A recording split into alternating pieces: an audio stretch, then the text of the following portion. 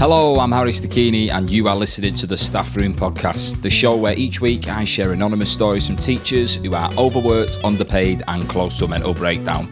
So think of it as teacher therapy, as they remind us of all the troublemakers, class clowns and the flat-out criminals we all remember from school.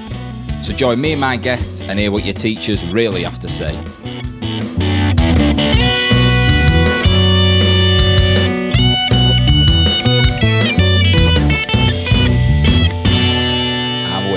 Episode number 19 of the Staff Room Podcast. How's it going, everyone? I hope you're doing well. I realise this episode has been coming a long time, and I do sincerely appreciate the patience, people, because I had to change my plan a touch, and I've finally now got the episode ready to share. It's a good episode. I had a great time recording this one, and it's a story as well that I've been harbouring for about 3 months because I wanted to use it for the final guest episode, which is what I've got for you today. Feels a bit mad, doesn't it? Like the fact it's the end of the first term. No more teacher stories for this term of the podcast. I'll be coming back later in the year with a new term. But rounding it off today with an absolute cracker. Trying to figure out what's happened since the last episode. Straight off the top of my head, I know that I turned 27 on the 8th of August. I had my 27th birthday.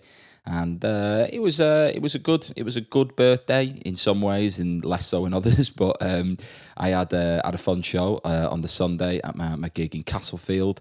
The entire crowd sang happy birthday to me, and I was pissed. Ended up cutting my birthday cake on top of a bin in Manchester, which I don't know. At 27, I didn't think I was going to be celebrating my birthday that way. But who knows where I'll be at 28? Who knows? The one thing I would say that I've heard over the last year, last few years, but especially over the last year, is the fact that people say I give off dad vibes, right? And initially, that used to really kind of like bother me, because when I think of dad vibes, I think of a man that wears his like keys on his belt, you know, has his outfits picked for him. Just like a man that struggles to get an erection. That's what I think of, like just not a very cool dad. And I haven't got kids, you know, but enough people have said it to me within my immediate friendship circle, and I've said it on stage a few times where then people have literally just met me and they're like, yeah, I get the vibe that you've got dad vibes to you.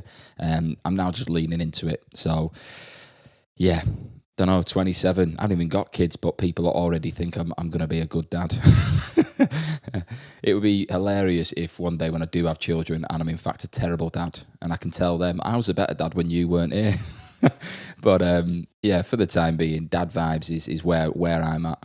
And then what else has gone on? It's been a few weeks, isn't it? I know I'm on my summer holidays as well. With the school, I'm not back until September. Next week, I've signed up. Well, I've not signed up.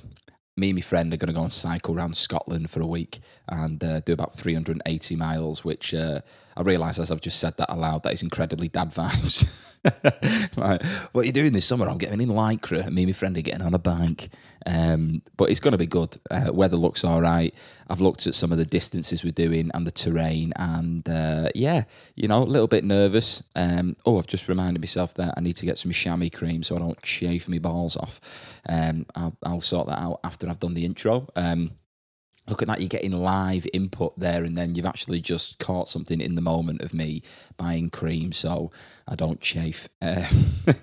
But yes, I hope you're all doing very well, and I appreciate the fact that you guys have tuned in for this and you've tuned in for all the other episodes thus far, because I'm noticing as the weeks have gone on, people keep revisiting episodes, right? Whether we're getting new listeners or people are just going back to listen again, thank you. You know, it means you must be enjoying them, so thank you very much. Today's episode, right, my guest is Morgan Rees, who is a fantastic comedian and a very charming Welshman. And he's someone I met within comedy, I would say, I don't know, maybe 3-4 years ago. And we were doing a gig in a pub that was pretty much half empty.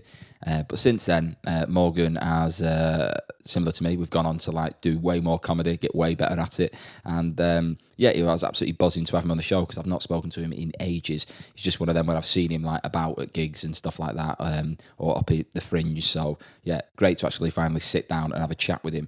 And we had a great conversation. I mean, I won't go into too much detail. You'll find out about it all within the episode, but just a little heads up. listening out for the school scandal that his school were involved in. And when he mentions his ICT teacher, if you've got kids in the room, I would say maybe put some headphones in or get them out the room, because he definitely had some eventful times at school, and I think it's definitely added to make the episode even better. Now, the story that I've got for you today, okay, I got this story about 3 months ago. I think I'm right with that. It could be 4, but I got it about 3-4 months ago, and it coming from a teacher who I thought, I've got to save this for the last episode, because for me, out of all the stories I've received from teachers, this one teacher in particular, I would really have loved for them to be my teacher at school, right? And I think it just shines through with the story. And I won't say any more than that. I'll just give you a quick outline of the fact that they are an NQT, right? A newly qualified teacher, and they've been given a tough class, right? So not only like a few individuals, a class, an entire class of kids who were very difficult to work with. And the story centres around this teacher pushing their class towards doing some presentations. And I won't say any more than that. But I feel like this story is a perfect way to round off the submissions for this term from all the teachers. And massive thank you to all the teachers that have sent stuff in throughout this term, because they've all been wicked. Like, I've absolutely loved it, and I've appreciated the support from week 1. It's been a bit mental, the fact that not randomers, but just people I don't know are getting in touch and saying, I'm really enjoying it, here's a story for me, and then coming back again going, I've got something else. So I can't thank you enough for that. And if you have teachers who are friends of yours or other stories you know that might pop up, please do send them in again, because when I come back with a new term, I'm going to need some new stories. I've got some in the bank already, right? But if you know some teachers, please do send them my way. But yeah, don't want to take anything away from the fact that the teachers that have submitted this term, absolute legends. Thank you very much. You actually made the podcast possible, so thank you. But yeah, after this episode, right, I'm not going to be doing any more teacher stories, but there will be a few special edition episodes popping up. One will be an award show for the first term. So if you want to get involved in that as a listener, you can vote for what would be your best story, best teacher, best student, best guest, best episode, and then the award for the teacher that should never have got into teaching. Which for me, I just want to see what people's response is. But I'll be putting that out on the socials after this episode. So just keep your eyes peeled for that, and you can send your votes in, and then I'll put a show together and release that. So you've got like an end of year award show, right? Just a little addition, right? I think it'd be a nice way to round it off as well. But yeah, cracker of a story for today. So I think we should probably just get cracking. You know, I'm talking for long enough here, and I need to go and buy my ball cream. So without further ado, let's jump into this week's episode. This is me, Morgan Rees, and in my opinion, one cracking teacher. Enjoy. But I did see, actually checked out on your Twitter before today, that you said the bank holiday weekend, you were spending money in a pub like you wanted it named after you. Yeah. That made me laugh, that. Yeah, God, when pubs reopened, I went absolutely bonkers. Well, it wasn't even like I got rat-arsed every night, coming in at 2 a.m. every night. It was just like meeting up with friends. Oh, 5 pints. Meeting up with friends. Oh, 5 pints. I haven't seen each other through 2 years since this plague. Fancy a couple of pints? Yeah, I do. And I just got, I just got bigger and bigger and bigger. And then I've started wearing suits on stage. I did see that, yeah, a pink suit. Yeah, mate. Pink suit, purple suit. I've got a nice baby blue one on the way. But I went to the tailor to get it tailored. He went, yeah, so come back next week. Came back next week, couldn't fit into it. I just went, how was this tailored to me last week? So I was like, got to change it now. So you're trying to work off the baby weight?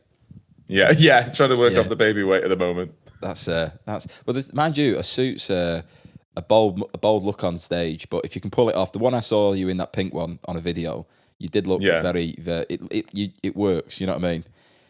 Yeah, I think you got to own it. You just got to not apologize to the pink suit. You just got to walk on as if like I woke up in this. you know, that sort of. It's like a friendly, I don't know, 80s Coke dealer. That's the. Big time. Yeah, it's a good look though, because Daniel Muggleton obviously wears the full trackie on stage, doesn't he? And I met Dan before he was wearing the tracksuit on stage. What do you used to wear? he used to just wear jeans and a t-shirt, right? Okay. And the first time I met him was at a gig down in Somerset, and he was great, but he had the tracksuit on before he went on stage, and then he got changed, and then I was like, this is because he pulls it off, you know what I mean? Yeah, it does. But I feel like if I wore a full tracksuit on stage, you would think, I'm like, I don't know, referee at Power League. There's like a different vibe. Yeah, you have got, because you would look like a PE teacher. You'd look like you're in your first, second year. Yeah. Mate, how old are you, Morgan, by the way? 27. I think I'm a year older than you. Well, right? I turned 27 yesterday, mate. So, happy birthday for yesterday. Yeah, thank you very much, mate. I don't know. Essentially, we're just having a bit of a chit chat, but I'm just looking at the time there. You haven't got a rush off, have you? Like anything like that? No. We're all good. I won't keep you all day, but yeah, last night we had the birthday show at Castlefield Comedy Club, which is like my Sunday night, and it was great. But I had to address the fact that more so over the past year, but I've heard it in previous years. Too many people keep saying I give off dad vibes, right? Yeah, and it's like people that are quite close to me that have said it. So I thought there's got to be some truth to this because I've heard it from 5 different people. And then last night on stage, I was kind of like just leaning into it, just seeing what the vibe is. And it turns out a room full of people who had met me 5 minutes earlier were like, "Yeah, I can see that, mate. Yeah, you." Yeah, you give off dad vibes. You'd be told by 5 people. Yeah, and now a room full of people who've literally just met me. I wasn't sure you were going to say it was your partner and all her friends and family. Yeah, you give off dad vibes because she's pregnant. So start giving it off. Yeah. But yeah, it's just a weird vibe to get labelled with at 27. You know what I mean? Yeah, you do give off dad vibes, though. I can imagine you, little baby rocking on your foot, having one strapped to the front of you. Wow, that is it. Just a flaccid man. That's what you've described there. No, we haven't explained someone with strong legs and a strong back. I can pack a boot of a car really well. Yeah. You feel like you could disappear after 3 years. Yeah. Yeah, it's not a vibe I want to be giving off at 27. 37, yeah, but 27, yeah, just not what I want. But yeah, are you in London? Are you in Bristol? Where are you now? I'm still in Bristol. Me, still. Right. I think Bristol was supposed to be the stepping stone to London, but what a lovely stepping stone! I've absolutely stayed here for ages. Do you remember the first time we met? No, one of those people. No. I thought we saw each other loads at the start when we were open spotting. I want to say, and we were like the open spots on bills. But I can't remember the first one. See, for my knowledge, it was a gig for Nottingham. In like NCF. Yes, NCF. And it was in like the cellar of a pub. I remember the room being really long and skinny, and there was like maybe 8 people there who were, and it was like a really swanky pub. But I remember it was I shared a car with Will Duggan, I think, as well. I'm trying to think, but I remember meeting you. This is coming in because I remember because I used to drive by myself all the time, so I probably would have come up by myself after finishing at 5 o'clock by myself to go up there for no money. There you go. From Bristol, Nottingham, for 5 minutes to 8 people in a massive long room in a pub that's undersold drastically and should have cancelled it. Yeah. But I remember there was a joke about like, what's your favourite animal? And I'll give you a fact about it. And then they say whatever, and you go, my dad left when I was 3. Am I right? Yeah. See? Fucking mate, I can bank it me when I need to. Yeah, it's a strange one, that's what a couple of my friends use that as their pub jokes. Right. It's a very bleak pub joke. Yeah, taking your joke as a pub joke, like it. Yeah. Well, I'll tell you what, because the fact you've actually listened to some of the episodes, which is quite uncommon for the guests that come on this show. I get some people that go, I've seen clips and I've heard things, but I've not listened to it. So the fact you're, 2.5 episodes deep, you're already head and shoulders above the rest. So you understand like the format of it all. Just have a bit of a chit chat, tell you a story, and then we all come back in later on in the year for more episodes. Sounds good to me. Like it. Smashing.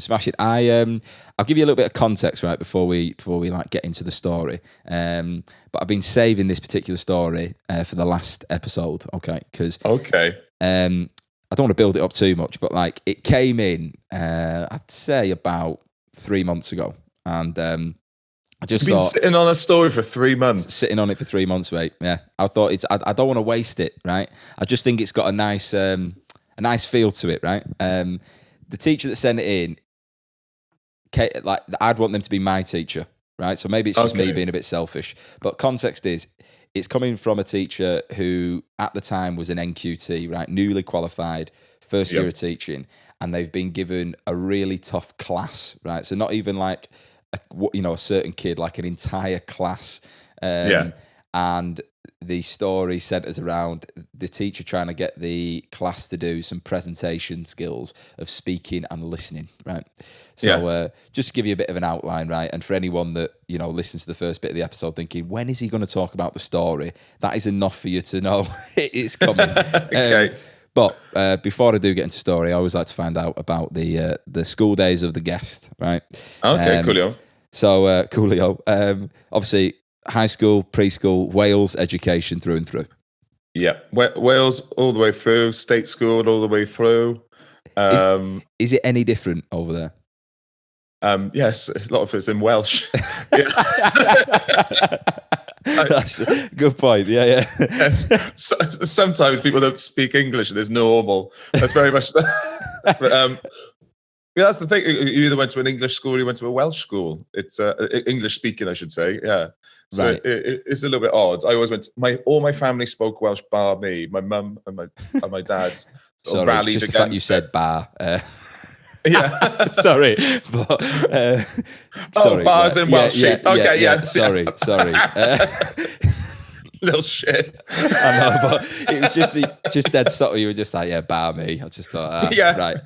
Okay. Sorry, I'm writing it down. It's not, never go to waste. Yeah, Harry's a wanker. Yeah. That's my note. Never do this podcast again. Right. Okay. Yeah. So state school all the way through. I remember loving school. There was ups and downs. There was one particular downtime, but overall, wicked. I loved school. All my friends are there, and you got to spend all day with them. We sort of just go wicked. See, I feel like me and you would have been mates at school, because that is exactly my approach to it. I just thought, like, you're with your mates, you get fed, and you get to go outside. Like, there's, you know what I mean? Yeah. And the work isn't that hard. Like, I wasn't the brightest kid at school, but at the same time, I was like, this ain't backbreaking stuff, you know? Yeah. And then when I had some mates that got a job at 16 and they were like, this is shit, I was like, see, I told you, right? Yeah. Stick with Key Stage 3. This is way better. Yeah. It's so weird because I got a teenage brother. So he's 15 and he despises school. He's a right little nuisance. But really? Yeah. Well, he's a lovely, lovely kid, but an absolute pain in the ass. But so it's quite difficult. So going like, well, I loved school, you hate it. Yeah. And it's like, it's that classic case of, when am I ever going to use this? You just go, right. Yeah. To be fair though, you know what I mean? Like, there's some things that even now when doing, I work in a primary school, so it's a bit different. You know what I mean? I can understand it. Mind you, I have just understood column addition this past term. No, column multiplication. That's it. I do chunky method, right? I never do column. But now I'm on it, thanks to one particular student who sat me down and was like, sir, this is how you do it.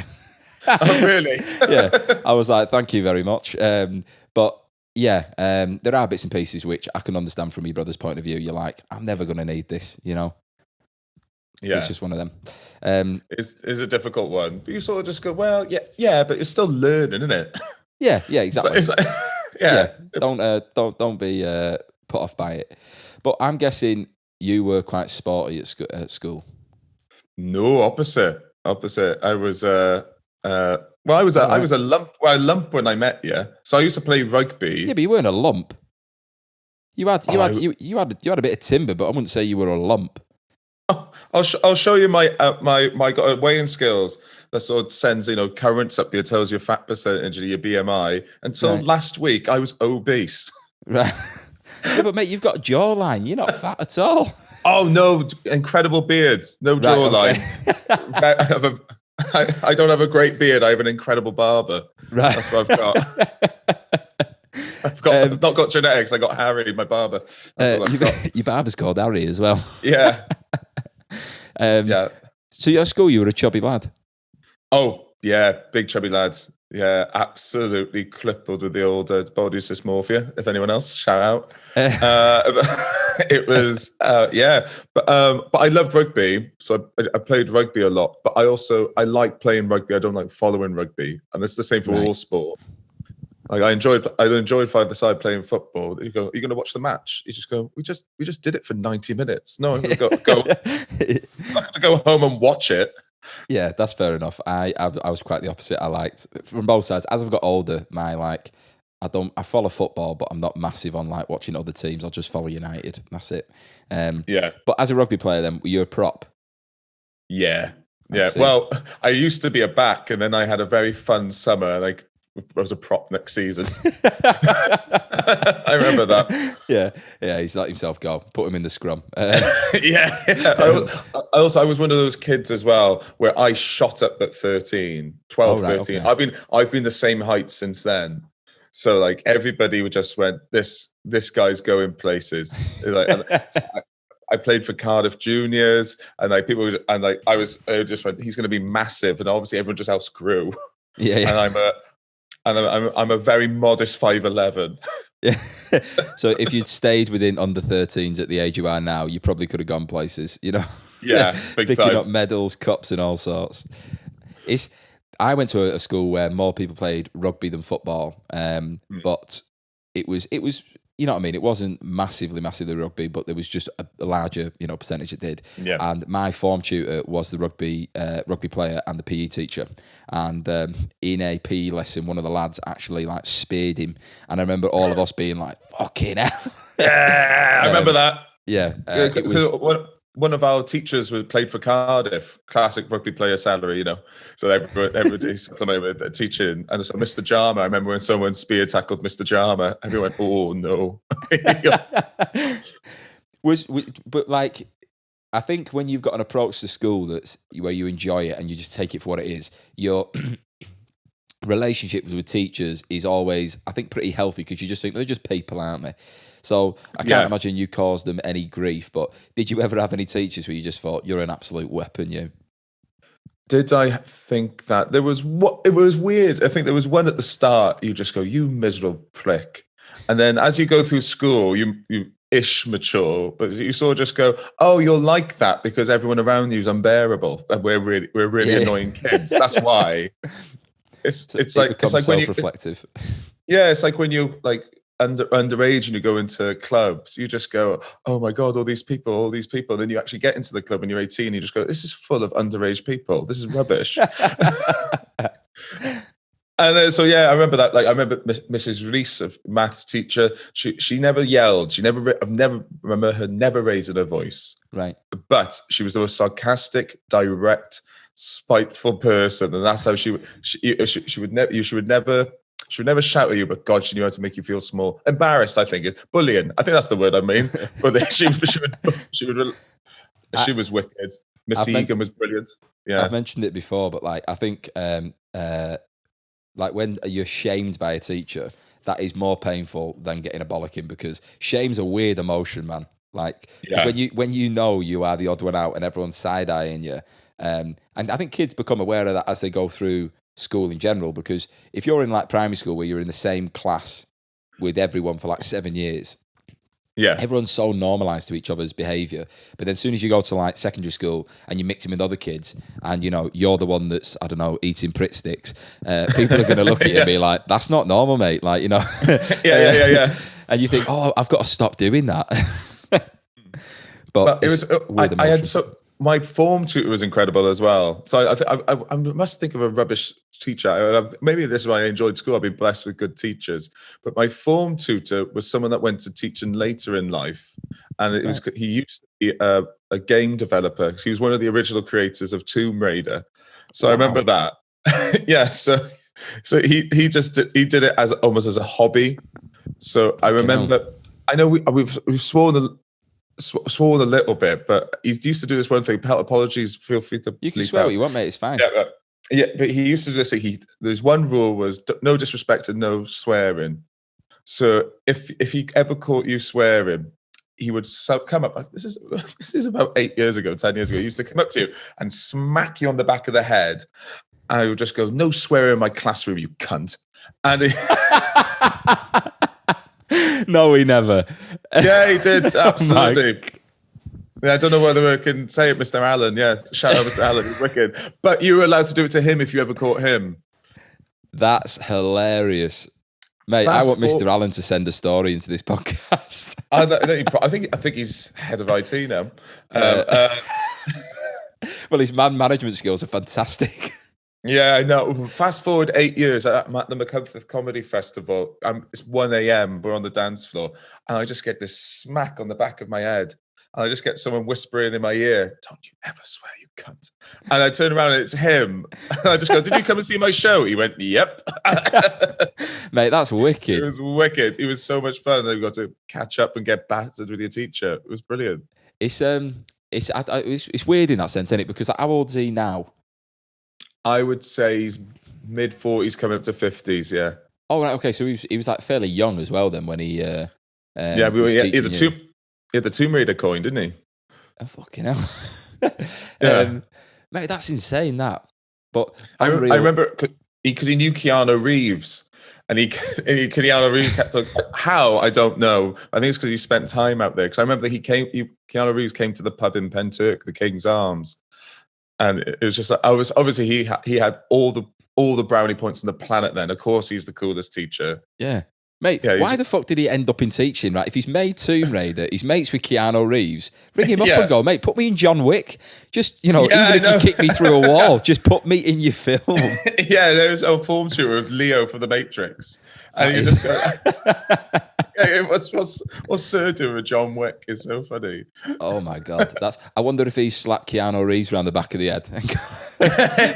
No swearing, you cunt. That's hilarious. Yeah, but what a legend. Yeah, it was wicked. He was also like, because we were in the papers for a little bit. Our school got caught up in a scandal. I remember that. It was a. Do you remember? I don't know whether we had the same texts, because I was with WJEC, the Welsh board, right? And there was. Do you have to do noughts and crosses for GCSE? It was as a test. No. No, it's a novel. Oh, sorry, I'm thinking I'm like, bloody hell, mate, how low key is that? Like, best of three. If you win, you get it.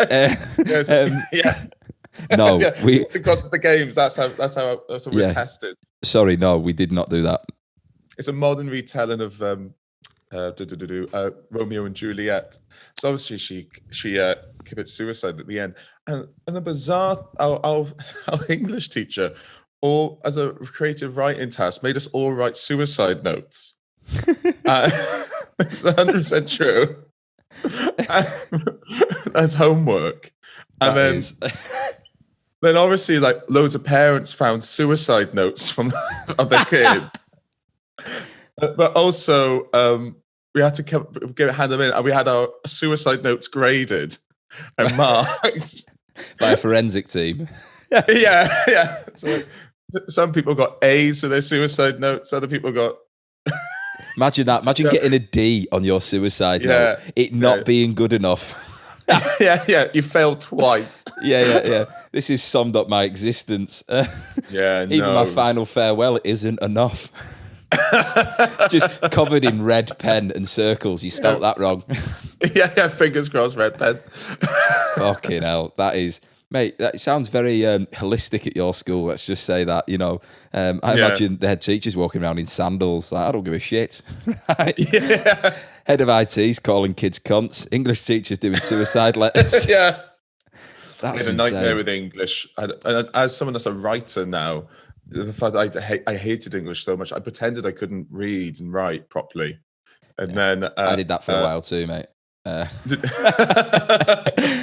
And then I just realised, I wasn't very good at it. Yeah, no, I did it. I don't want to brag, but I can read and write. Yeah. But Yeah, when it got to final gradings in GCSE, I had to like tell my parents I'm in bottom set, and they were like, "Why? You write screenplays at home, you weirdo." I go, "Oh, yeah, it's because I didn't like the text and all the hard work. I was so lazy. I got an absolute bollocking then." Yeah, that was. I think though some of that can be beneficial for the future. You know what I mean? Because it kind of puts you in a headspace where you think, I've at least got to give this a crack. But you just, when you said there about suicide notes there, right? This is not related to schools, but basically someone who's very close to me, a good mate of mine, is a funeral director, right?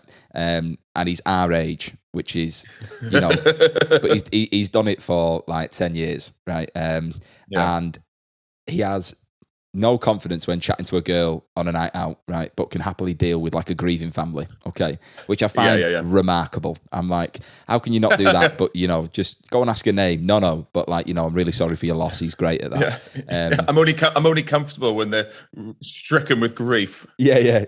I go there if she was crying. Yeah, if she's shaking with tears, then I'm primo. Yeah. The only guy in there in a top hat and tails. Yeah, fully committed. Leading the front of the pack while you walk slowly down the street. Yeah. Taxi just trailing behind. But he was telling me this was in lockdown. It happened. He basically had to go to a call out to go and pick up a body, and this person had committed suicide, right? And he said that he'd never seen this way before, but they'd done it through helium, right? So like them big canisters of helium, they basically attached themselves to it, and it just took all the air out of them.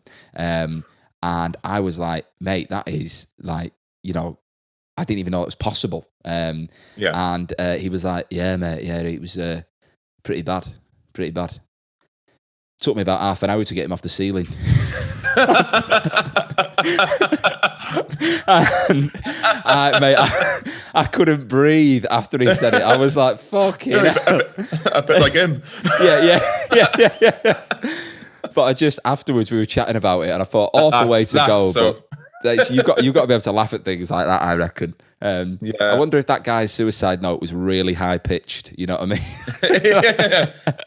That kind of don't speak to me in that tone, sort of thing. Yeah. But fucking hell.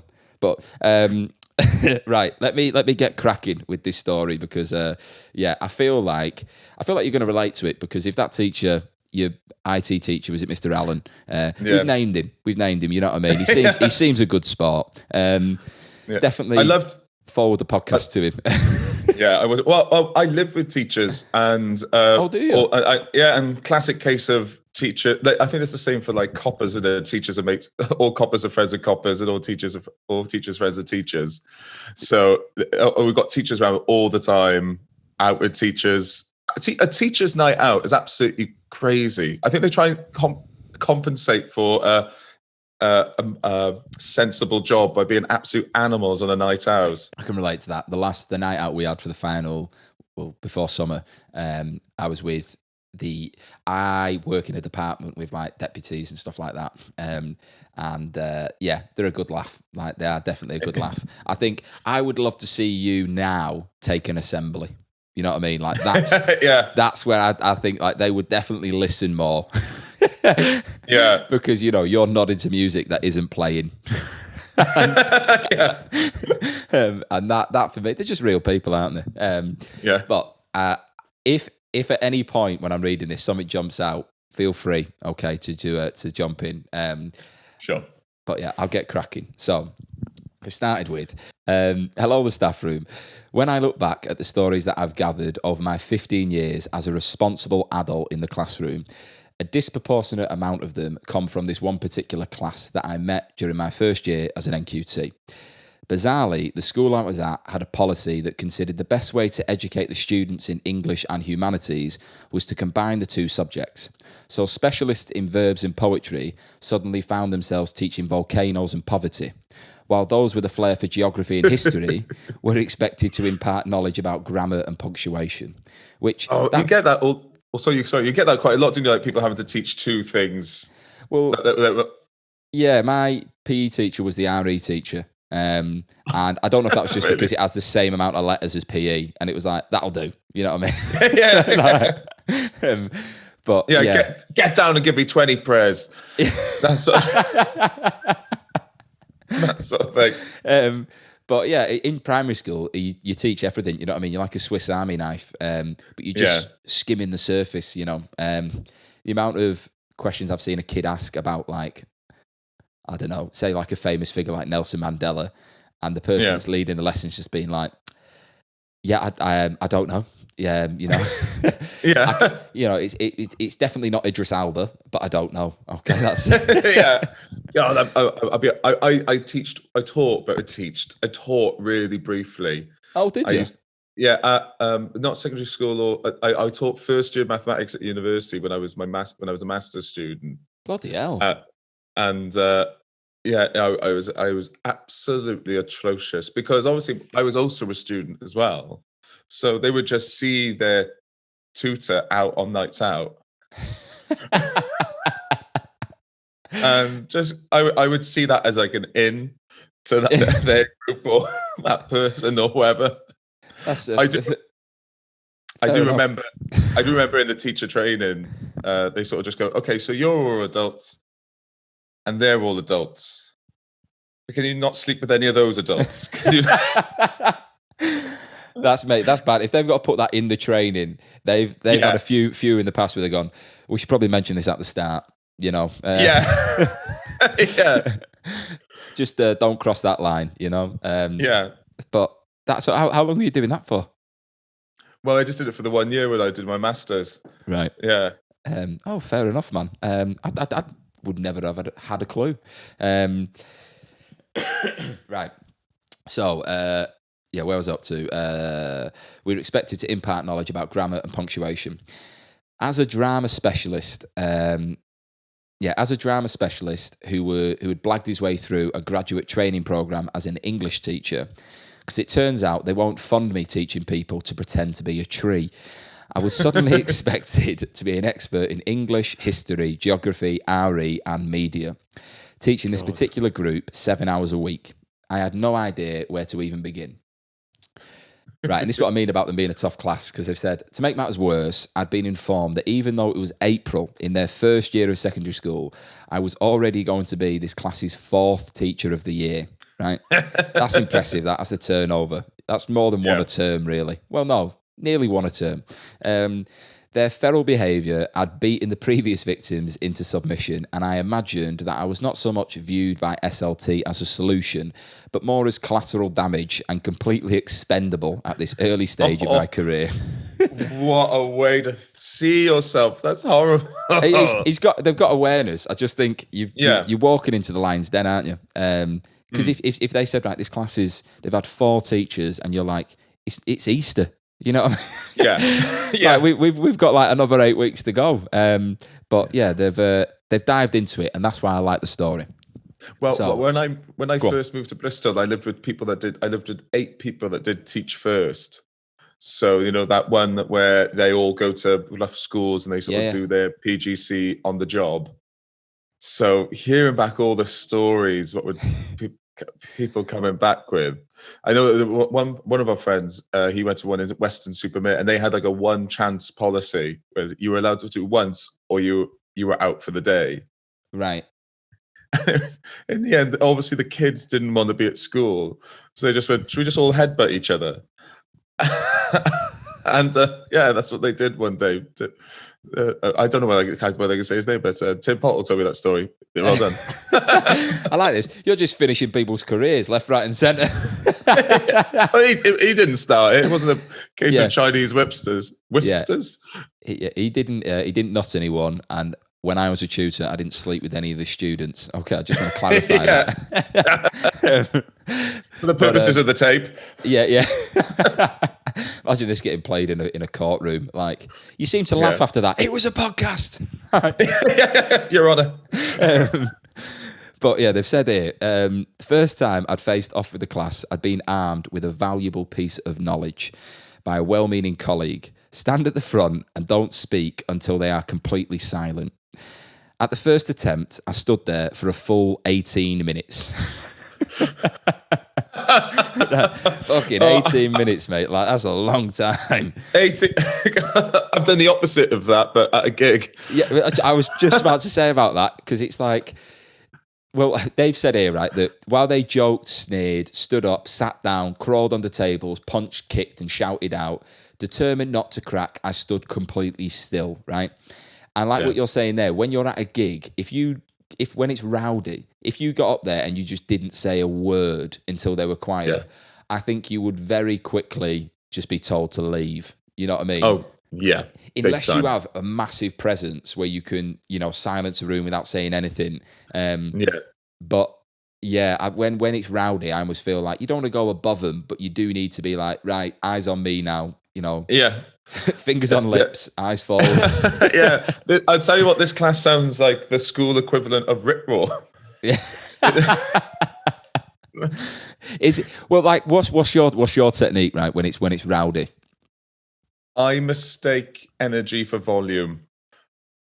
So I get big and I get loud, and I make use of the space.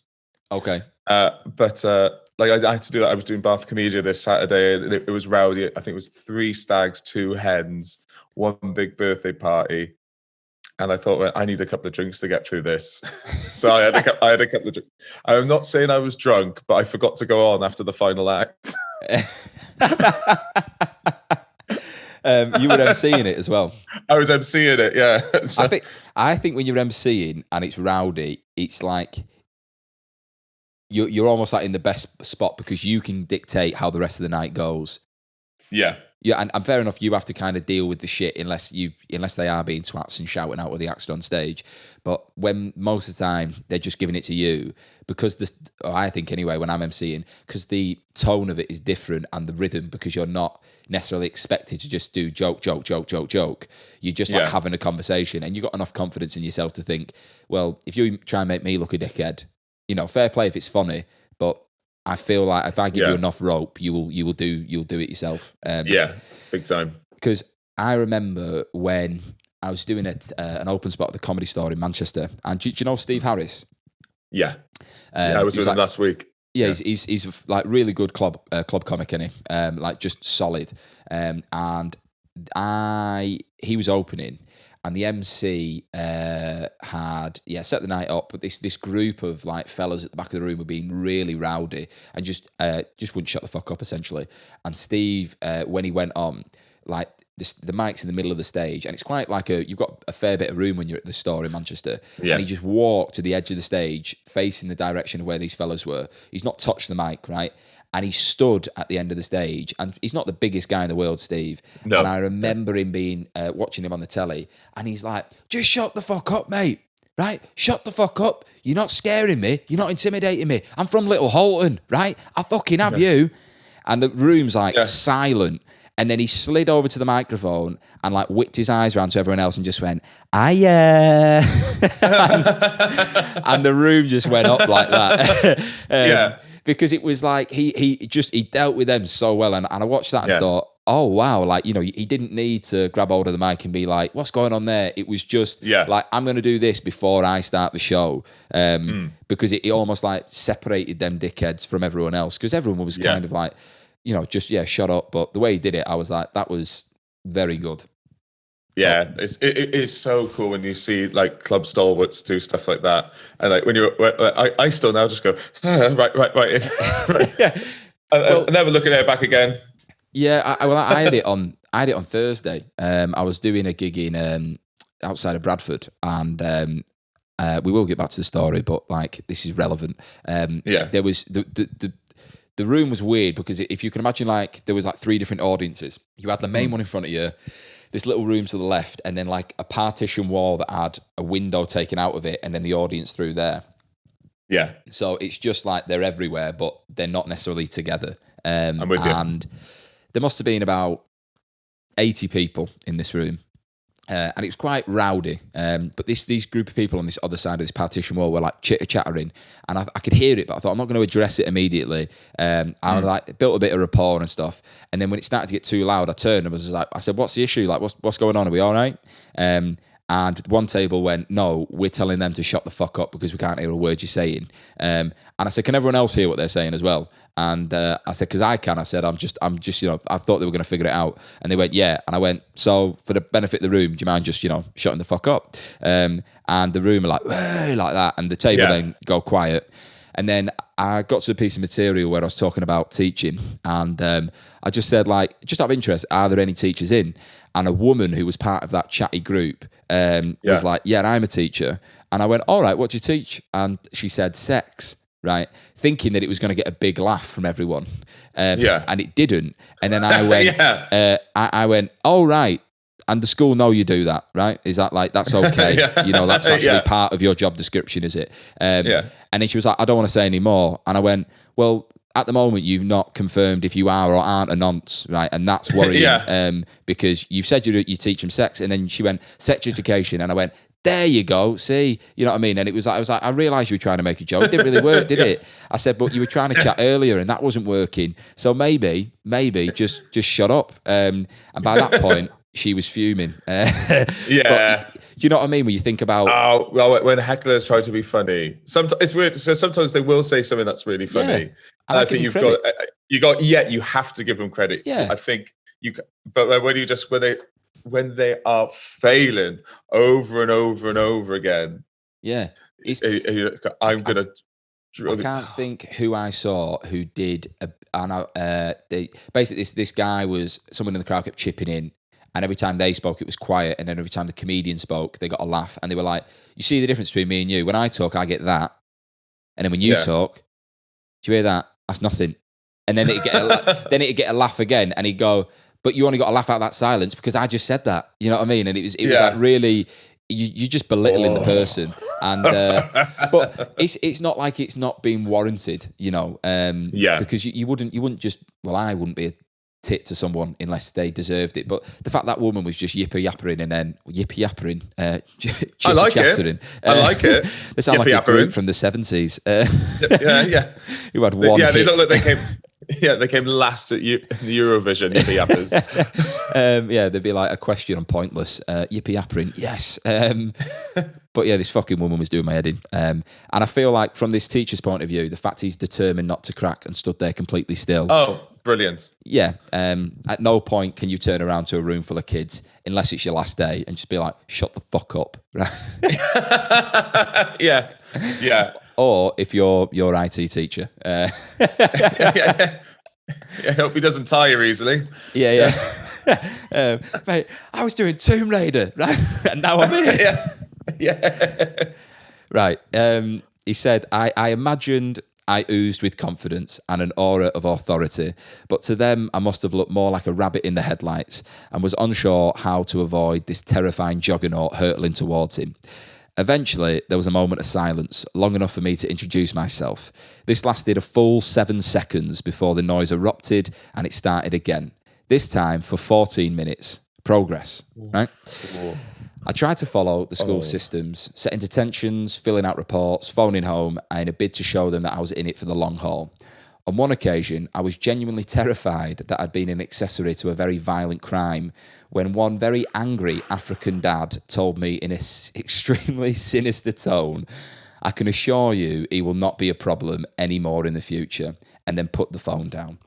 Not only was I relieved when his son arrived in lessons the next day, I also turned a blind eye to the fact that he'd completely disregarded his dad's threats and continued to be a little prick. Oh, God. Gradually, over the weeks, and a lot of weeks, I managed to get them to produce some work and listen to me when I spoke, which is how I found myself attempting the impossible, to get the entire class to present a 2-minute speaking and listening task. I had agreed that the task could be on whatever topic they chose, but it must last the full 2 minutes. When they started to speak, I would start the clock and nobody would be allowed to sit down until the time was up, without exception. What's more, it was vital that the rest of them would listen respectfully, in silence. Nobody was to interrupt, pass comment, or even breathe. There would be serious consequences that may or may not involve waterboarding someone if they failed to do so. Oh, fair play. He's ambitious. I like this teacher. I know, that's what I mean. Though. Like they've got a good sense of humour to them, I feel. Yeah, for a drama specialist, they write beautifully. Right. After some very serious preparation, I would say there may have even been a buzz of enthusiasm around the room when I started the task. And to my astonishment, things were going well, too well. Then I asked Alex to step up. Now, Alex was autistic, and in my experience, I found him extremely difficult to motivate. He would be stroppy and argumentative. And if he didn't agree with what he'd been asked to do, and even when I explained it completely crystal clear to him, he would produce something wildly different as a final product. Now, I've worked with a lot of kids that have had autism, and I can fully understand where he's coming from there, because the one that springs to mind was the class I was in at one point. We're doing the moon landings as a topic. Yeah. Right. And the person, the kid I was working with, albeit is like 10. Okay. And the teacher had done a whole presentation on the moon landings, you know, loads of information. And then we had to write a first-hand, like, diary entry as if you were Neil Armstrong stepping on the moon. Okay. So I'm like, I turn to the kid. They look so disinterested. And I'm like, come on, then. You know, like, what you're seeing, right? You've been on this spaceship for 2 weeks, right? And you've landed on the moon. What is it? Are you buzzing? Are you nervous? What's going on, right? Have you farted in your spacesuit? You know, just having a bit of trying to make it light. And he just looked at me and he went, it never happened. I went, what? He went, they never landed on the moon. And I was like, I think they did. And he was like, no, that's fake. That did not happen. He said, I've watched the documentary on it. And I'm like, you're 10 years old and he's already a conspiracy theorist. And all these kids read out first-hand reports of landing on the moon. And when he stood up, it was, basically, when the director shouted action, it was like, oh my God. No, yeah, it was hilarious because he was just adamant, like, never happened. I was like, right, okay. Yeah. I'm just going to have to go with this and allow you to just believe false information. When they have access to YouTube, of course they're all going to be conspiracy theorists. Yeah, but like when someone with autism has their mind set on something, like it's so difficult to. I thought, well, I'm not going to, you know, it's going to be like pulling teeth. So I went, all right, just write it as if you were on a film set. Okay, fine. Yeah. You mean the truth? Okay, but I work with one of my clients is autistic. Great guy, really good at his job. I work for a software engineering company during the day. I work in safeguarding, so I provide the software for it. Right, CPOMs and all that. Yeah, ECDOP and all that sort of malarkey.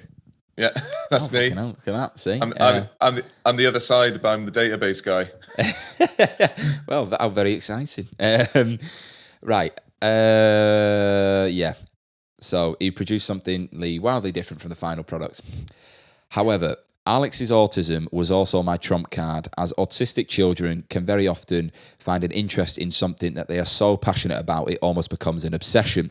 For Alex, it was The Simpsons. By allowing the class to pick their own topics, I had neatly given Alex an opportunity to wax lyrically about those Springfield legends. And in my mind, he was about to produce a speaking and listening masterpiece that would rival the Sermon of the Mount. It was a masterstroke on my part. Put that in your pedagogical pipe and smoke it. If I could have high-fived myself at that moment there and then, I would have done. Right. There was an air of anticipation in the class. Alex got to the front. I hushed the group and reminded them of the expectations that they must remain silent throughout. Alex opened his mouth to speak, but no words came out. Instead, he made the sound of a foghorn. Okay, you could have given me a million guesses. I was never going to get that right. In itself, it was quite impressive. He managed about 15 seconds without pausing for breath, while I desperately glared at the rest of the group to silence the giggles that were escaping their mouths. He began again to make the sound, and we became locked in a battle of wills.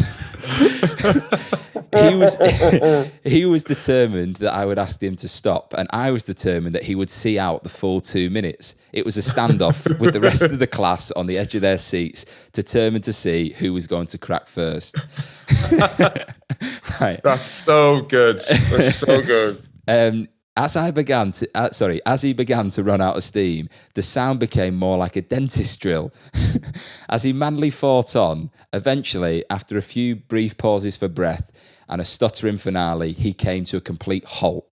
There was silence for the final 20 seconds. I couldn't look him in the eye. I just focused on the stopwatch and watched every second tick by until eventually, triumphantly, I just muttered, "Thank you, Alex. Please sit down." Oh, none of us even mentioned it in the class ever again.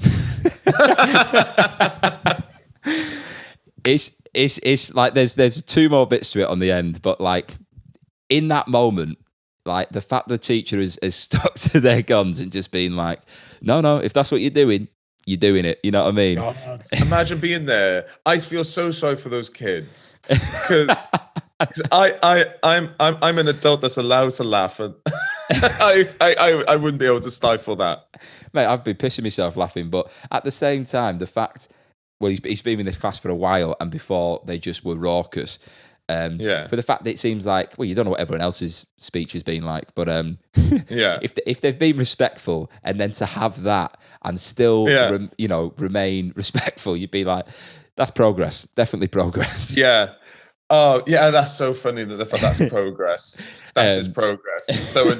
Someone doing a foghorn sound for 2 minutes. I wonder what was going through Alex's head after the first 15 seconds when he thinks, shit, he's not said stop. Yeah.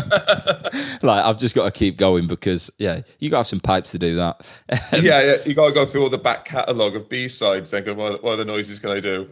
Have I already done that one? All the kids are kind of practicing there, looking at the cue cards, what they're going to say, and Alex is in the corner of the room going, doing some vocal warm-ups. Like, how are you feeling?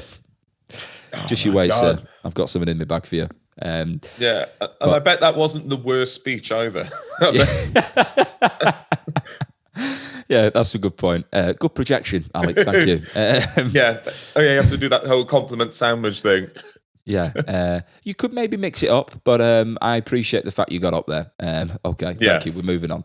Oh, God, you're such a teacher. You did that so well. Right, they've said here, ultimately, I think this was the turning point for all of us. It brought me some credit with them for being more consistent and sticking to my guns, and we saw out 2 further years happily together and went on to have plenty of other adventures before I eventually left to teach people how to imagine to be a tree. Right.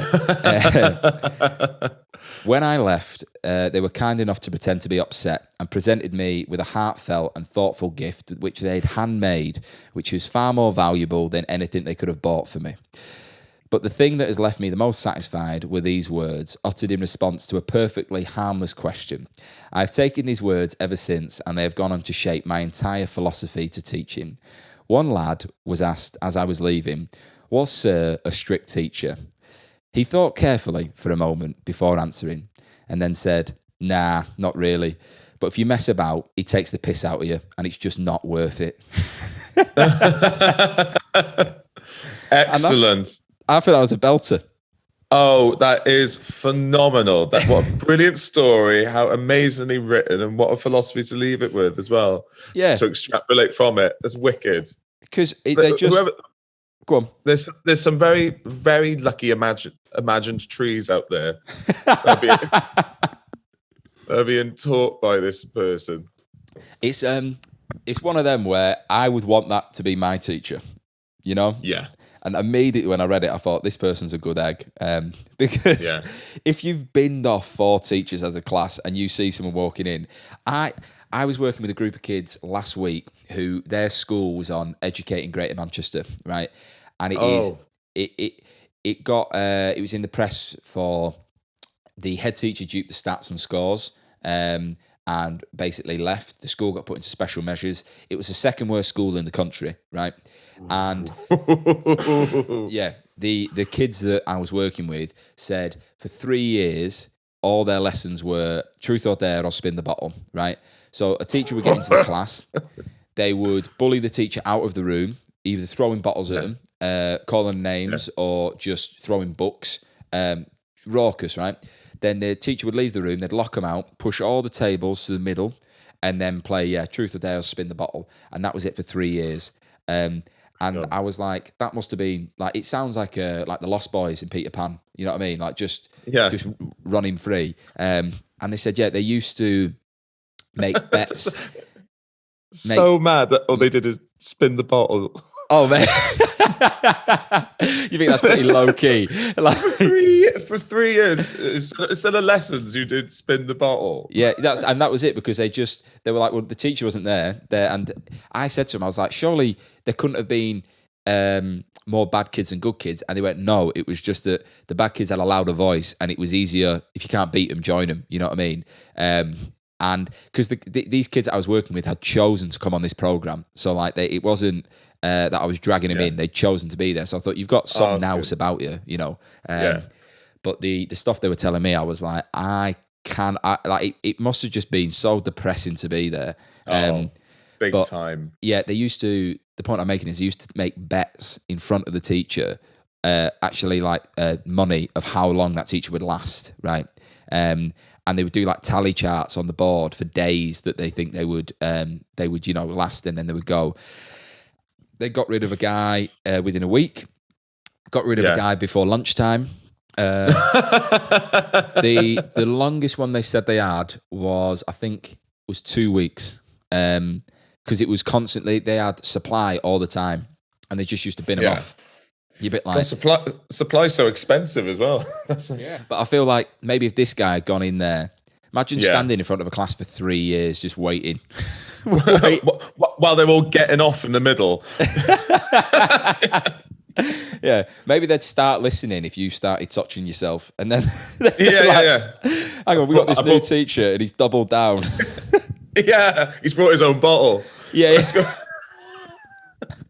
What's the new teacher like? He's all right. He kisses with his eyes open, but he's all right. Yeah, he's brought his twister board. But that's I think this teacher that sent this one in is just being perfect for that class, you know? Yeah. Oh, yeah. You always need that person at school. You absolutely need. I had a couple of those teachers. Also helped my auntie was the dinner lady, so. Oh, really? I got about 3 extra desserts every day. Just had to, went to the end of lunch. That's probably why you were packing a bit of weight. Yeah. Starting to all come together now, I think. Connecting the custard creams, it's fine. With the end of the story, right? As you probably heard on other episodes, I tend to do a teacher or the student, okay, just to get a feel for it. As I say, I think the teacher has knocked it out of the park here. But what are your thoughts? Obviously, the teachers knocked out the park, but I think it's an honourable mention to the students because you've got to really put energy in to be that difficult. Yeah, so, that shows determination. That shows perseverance and consistency. Yeah. But it says on your CV you've not worked for 8 years. Yeah, I know that. But like, think about how long I've persevered with that. Okay. So, yeah. There's skills I've gained from not engaging and being a little twat. Every got to find the positives, don't you? So I think, but and in fairness to the kids, they turned around. They listened to change and they took it. So there's hats off to that, but no, you're a little shit. You're a little shit, aren't you? Yeah. Well, this is 15 years ago, right? So I'm trying to think. No, they would be like these people now. If we're 27, I'm trying to do the math on this. I want to say they're our age, are they? No, they would have been older than that, surely, because this is like year 7. I was in year 7. 15 year years 7. Ago. Oh yeah. So these, like, I wonder what Alex is doing now. Yeah. You know? Like, how's his lockdown been? When everyone's doing the clap on the Thursday night, he's just outside going,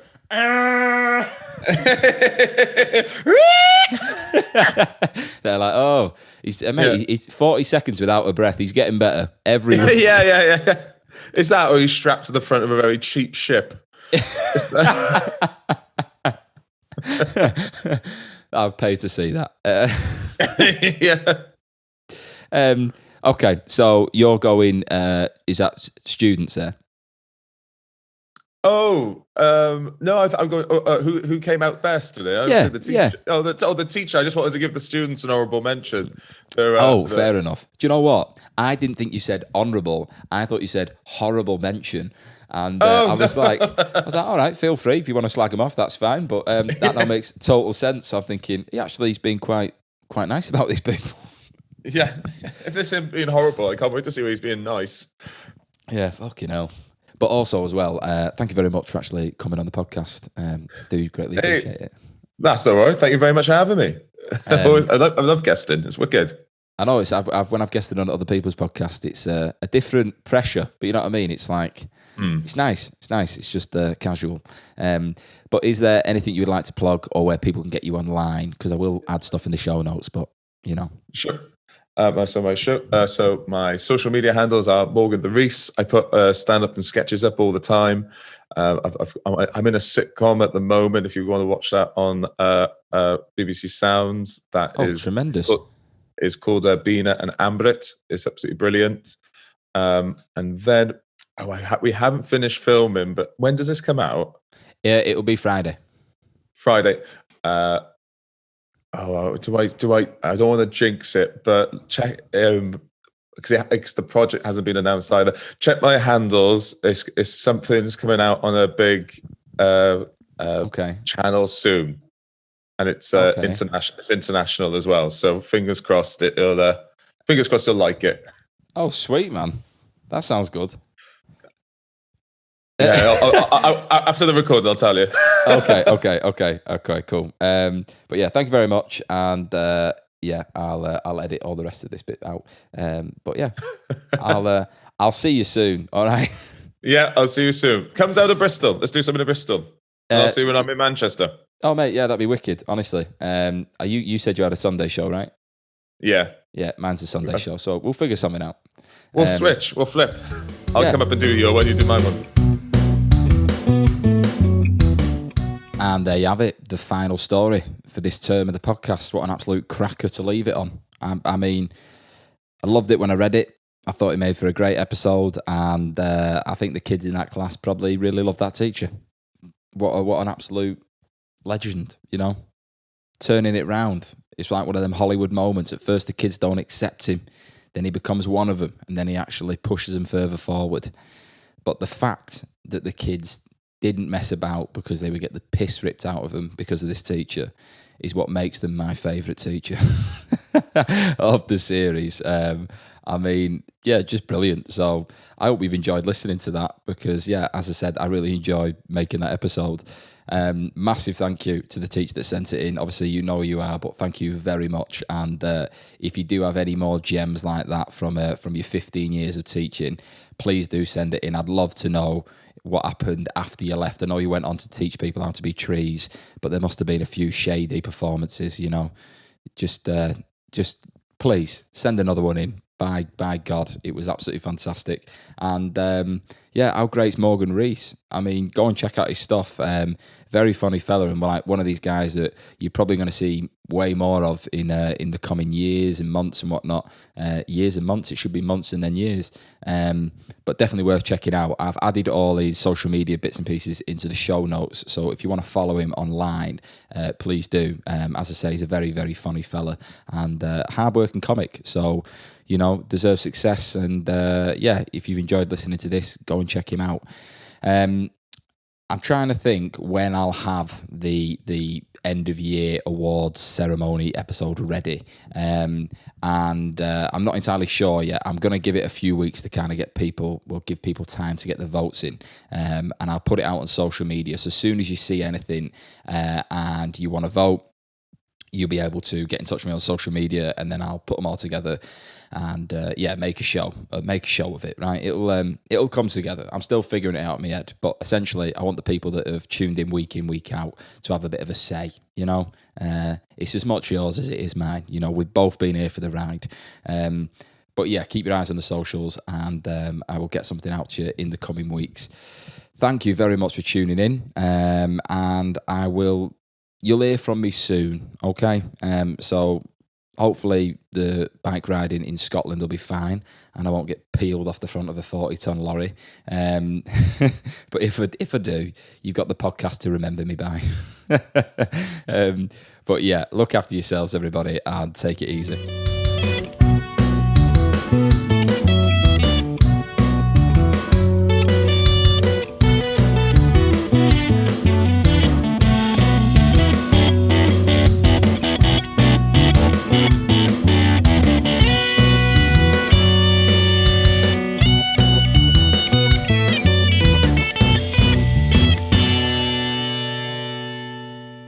The Staff Room podcast is produced by me, Harry Stachini, artwork by Poppy Spinks, and the soundtrack by James McGraw.